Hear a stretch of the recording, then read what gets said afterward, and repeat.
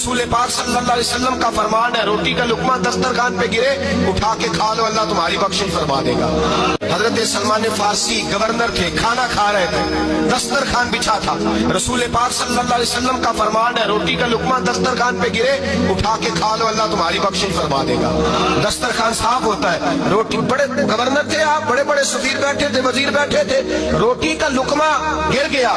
آج تو لوگ فیشن میں عزت ڈھونڈتے ہیں نا، وقار ڈھونڈتے ہیں کہ میں جدید دنیا کے ساتھ مل جاؤں۔ دیکھو عزت کس بات میں، حضرت سلمان فارسی روٹی کھا رہے تھے، سفیر وزیر نہ جانے بڑے بڑے لوگ بیٹھے تھے، کھانا کھاتے کھاتے لقمہ گرا دسترخوان پہ، حضرت سلمان فارسی نے سمیٹا، منہ میں رکھا، پھر انگلی مار کے دسترخوان صاف کیا۔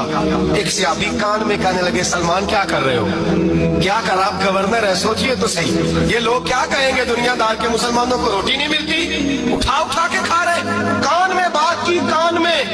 حضرت سلمان فارسی کان میں جواب دے سکتے تھے، کہہ سکتے تھے نہیں ایسے ہی کرنا ہے، انہوں نے کان میں بات کی، لیکن جناب سلمان فارسی اعلیٰ اعلان بولے، کہنے لگے ان 4 5 6 دنیا داروں کے لیے میں اپنے نبی کا طریقہ چھوڑ دوں، اپنے رسول کی سنت چھوڑ دوں، یہ 4 5 دنیا دار دنیا کی طرف دیکھ کے میں مصطفیٰ سے منہ موڑ لوں۔ پھر جوش جذبات میں سر سے پگڑی اتار دی، رونے لگے۔ آپ فرمانے لگے، میں مدینے کے بازاروں میں کھجوریں اتارتا تھا، نوکریاں کرتا تھا، یہ جو میرے سر پر عزت کے بال ہیں یہ محمد عربی کے اگائے ہوئے ہیں۔